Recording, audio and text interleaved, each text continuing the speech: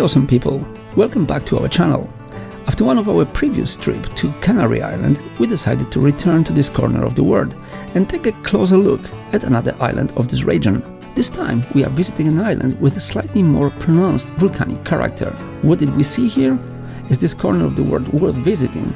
Is it expensive? Are there any culinary delights waiting for tourists here?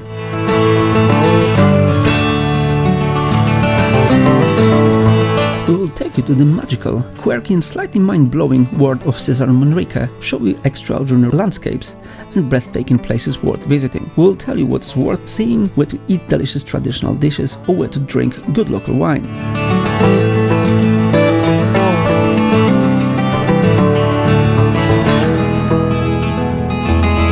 We will also show you when you can try uniquely prepared chicken, roasted over the volcano fire. Stay with us, and as always we will tell you our story. Ladies and gentlemen, welcome to Lanzarote.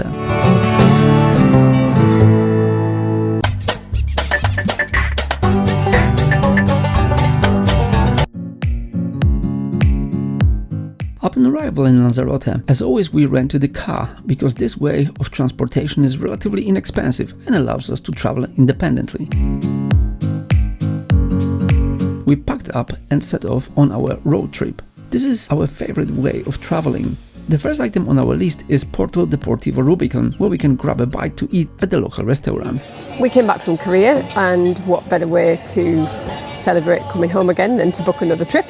So we are here in Lanzarote. So here we are. We arrived late yesterday evening, about 9 p.m. A couple of glasses of wine, we went to bed, and we woke up this morning, we started doing a bit of touring. This is just a short trip for us. We're only doing, it's 4 nights, 3 days. Cheers! So we're sitting here in the port in Lanzarote. Very nice place. What is nice is the weather, because all the Korea was awesome. It was on the cold side, and us being from the northeast and being tired of the cold weather, we decided to warm up our bones. That's why we came here. For sure we find a lot of interesting things to see. So we're going to explore, but as always first we have to recharge our batteries by eating something good.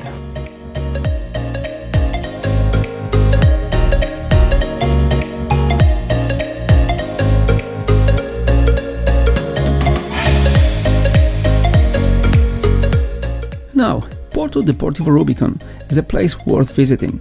Beautiful landscapes, views of the picturesque port, small narrow Spanish streets and steep cliffs. It's definitely worth a visit, but more on that later in this vlog.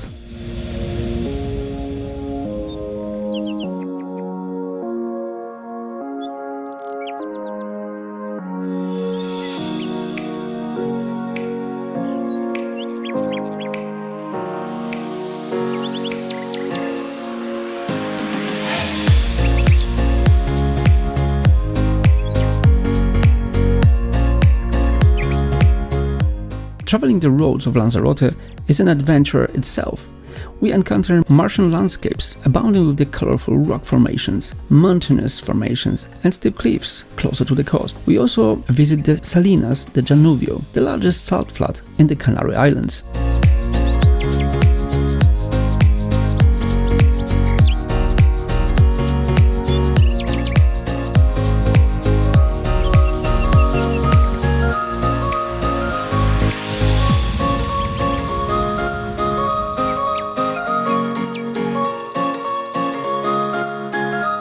Traveling along the coast, we also visit Los Hervideros, a startling landscape in the town of Jaiza within the Timanfaya National Park in the southwest of Lanzarote. When the Atlantic Ocean hits the coast, it froths and speaks as if it were boiling.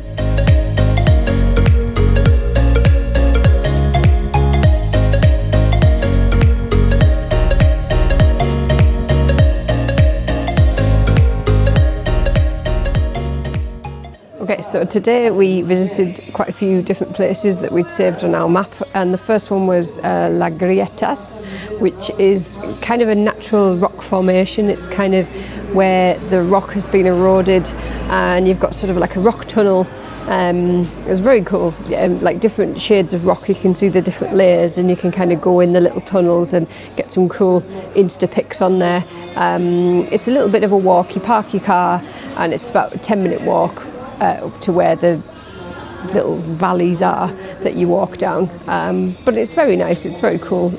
Surreal landscape, almost like something from Star Wars, like being on Mars. That's how I imagine it would be if you were on Mars. Then we went to Puerto Deportivo Rubicón, which is basically the marina over near Playa Blanca.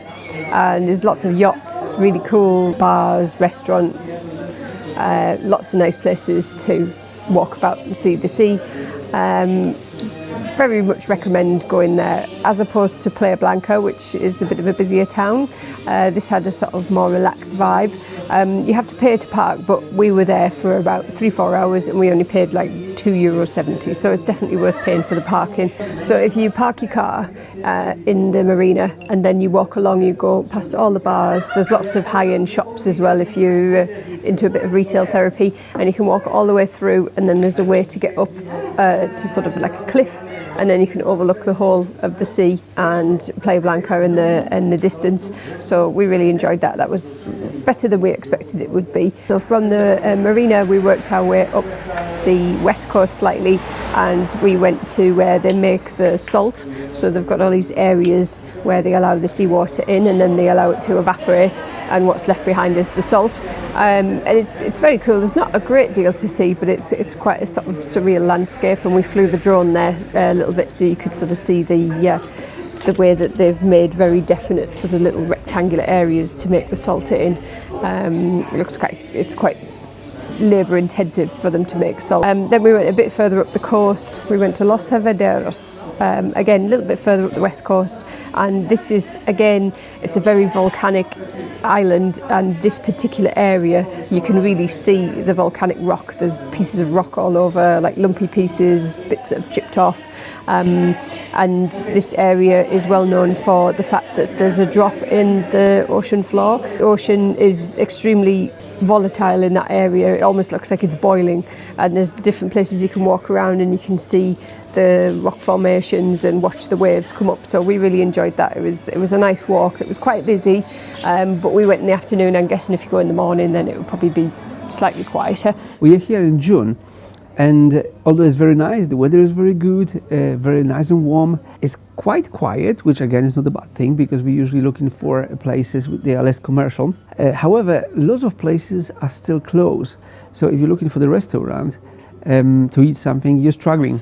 All right, guys, so we managed finally to find a restaurant which is actually open and it's serving hopefully good food. The internet reviews are good, so we're going to give a go.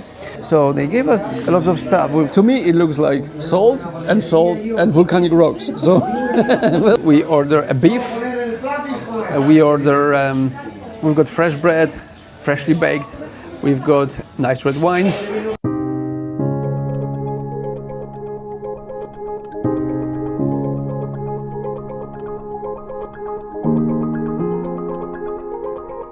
I'm adding to my meal volcanic rock because it tastes good. Those little parcels contains like a sort of a cheese. That's very soft. It's got very nice, soft, pleasant flavor. It's a good appetizer anyway. That reminds us smoked mozzarella cheese. So we order a beef which is done in kind of similar way as Korean barbecue. It's just they bring in you like a hot plate and you frying it on it. Okay, let's try it.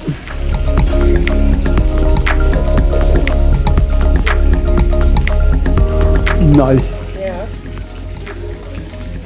Seriously good beef. I would recommend to try it. Lots of Spaniards eating here, which it is always a good sign because it means that if the locals eating here, it's a good restaurant. And so far, quality of food is really good. Beef is exceptional. When your hot plate is getting cold, they're going to bring you another plate, and then you stick your food on a hot plate. So far so good. I'm glad we didn't give up on our search for the restaurant, because if we did, we wouldn't find this place, and probably we would eat cherry for our dinner, which would be not very good.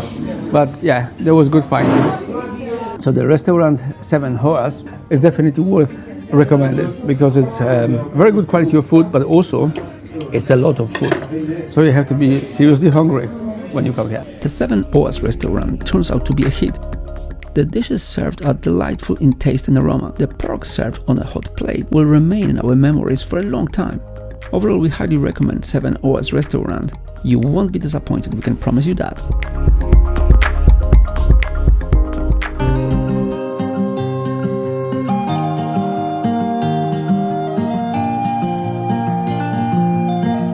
The next morning, we set off to visit the famous Timanfaya National Park.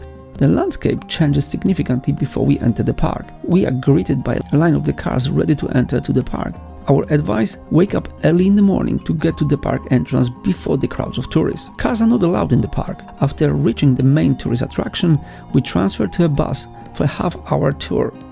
The main benefit is that I don't have to drive and I can devote my attention to admiring surrounding nature and taking photos.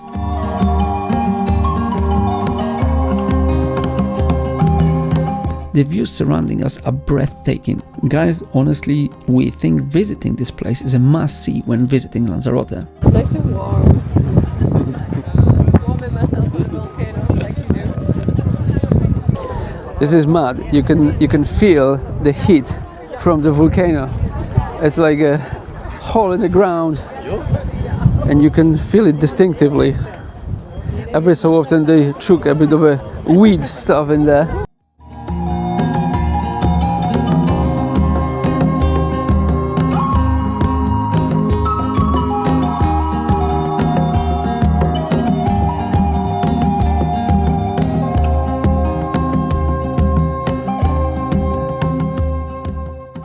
So we are in restaurant El Diablo in Lanzarote.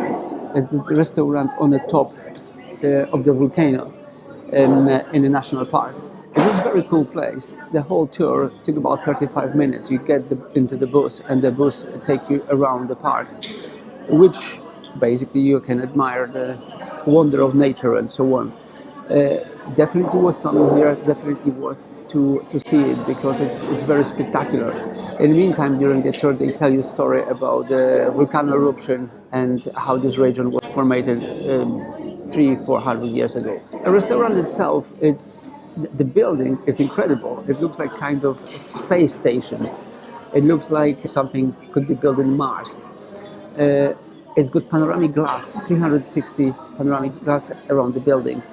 And it looks incredible. The view is breathtaking. The weather is great. It's a bit windy though, so remember when you come here, it would be a good idea to get the long sleeve as well as a backup plan. So we found it a little bit difficult to get definite information on how to get into Timanfaya National Park. Some places say you can go to the visitor centre, other places say come to where the El Diablo restaurant is. We set our destination for the visitor centre, and en route we saw the signpost for Timanfaya. So we joined the queue, and you're able to buy a ticket on the gate as you come in. Ticket includes entry to the park and also includes your bus. So a bus takes you around the park, so you can see all the main points. It's not an open park, it's not something you can just drive into and move around yourselves, but you can get on the bus. We recommend that you sit on the right side of the bus. That was a tip that another YouTuber gave us, and it worked because we got to see some of the best spectacular views. Following that, obviously you're off the bus into the gift shop, which is quite cool but quite busy, and then we decided to have quick brunch at the El Diablo restaurant, which overlooks the national park with spectacular views all around. You can eat here just sort of morning breakfast food in the middle of the cafe of the restaurant, but if you want to eat a lunch, you have to wait a bit. I already seen the chicken being prepared. The chicken, the attraction of the El Diablo restaurant is the chicken, which is basically... It's cooked using the heat from the volcano, so they have a hole in the ground with a grill over the top, and they put the chicken and sausages on that, and the heat cooks it. That's pretty cool, but as I said, we would have to wait longer. It is the problem there, because if you want to come later to experience chicken, you have to wait in a very long queue, and there's lots of people. So our recommendation, ditch the chicken and basically come here in the morning, first thing in the morning, because you'll be first one on the list just to go jump in the bus and see what you need to see. Because otherwise, now when we look around, the queues are everywhere and people are everywhere, so it's just not worth it for the sake of chicken. god. So that's what would happen if we rock up now. We would have to wait in a massive queue, and then that would delay everything. Those people probably will be waiting an hour, if not more.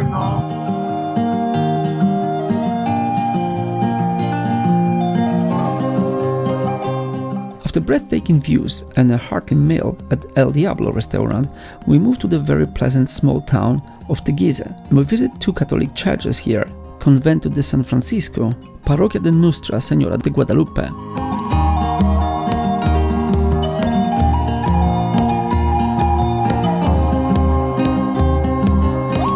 The second church in particular impresses us, perhaps not because of its size or interior, but because of its external architecture that catches the eye. The Church of Our Lady of Guadalupe, because that's what we're talking about here, has been erected in 1418 in honor of Saint Mary of Guadalupe. It is a church simple in architecture but full of spirituality. The church itself was and is considered one of the most important in the island.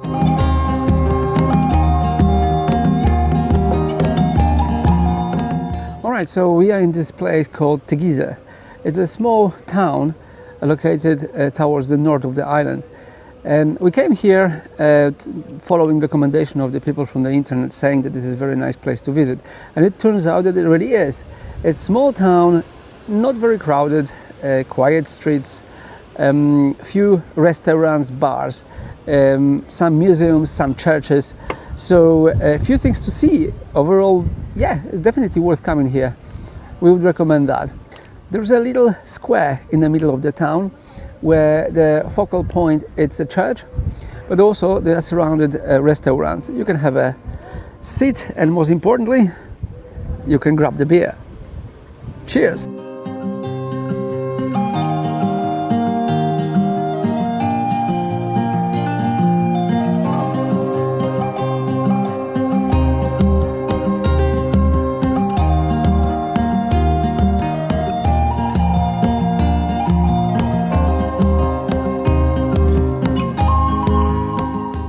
Jardín de Cactus is one of the masterpieces of artist Cesar Manrique and fascinating destination on the island of Lanzarote. Opened in 1990, it was the last major product of Cesar Manrique. The garden hosts around 4,500 cactus specimens, representing approximately 500 species from the 5 continents arranged in a natural amphitheater.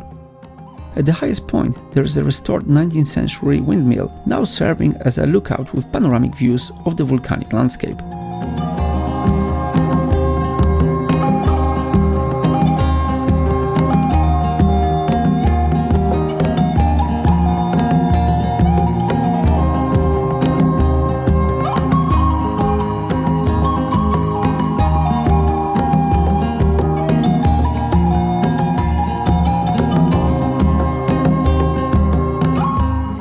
So we are in Cactus Garden, Jardín de Cactus.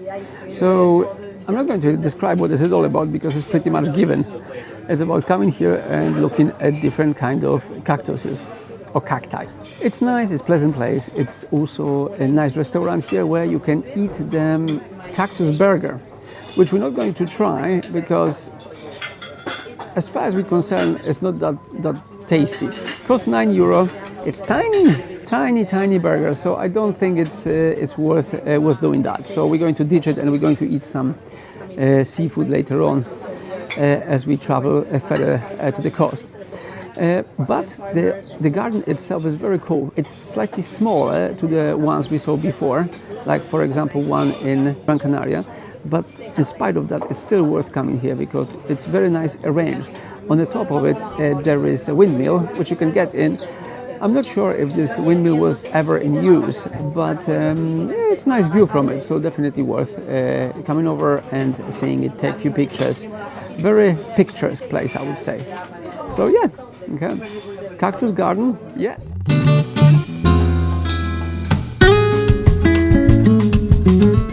We continue towards the next attraction of the area, Mirador del Río. Located 500 meters above the cliff of El Mirador del Río, viewpoint offers a spectacular panoramic view of Lanzarote. Inaugurated in the 70s, it is one of the most representative architectural works of Cesar Manrique.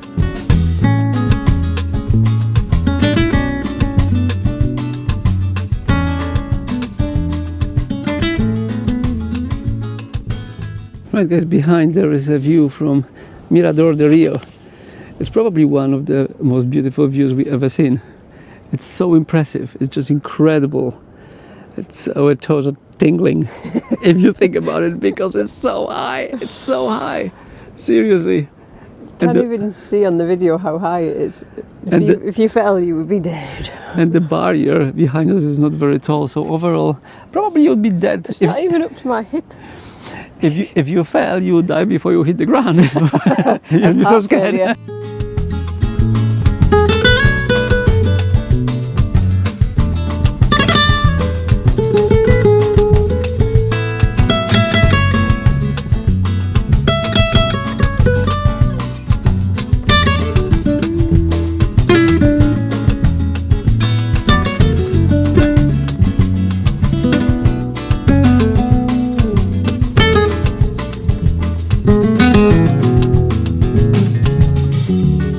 Finally, we head out for a well-deserved meal. As I mentioned previously, this time we choose a seafood restaurant right on the coast. Very nice guys. Look at the food we've got here. This is madness. Madness. When they serve you something in Mediterranean, they serve you well. We were waiting half an hour for food, but finally when it arrived, it's really epic. Worth waiting for.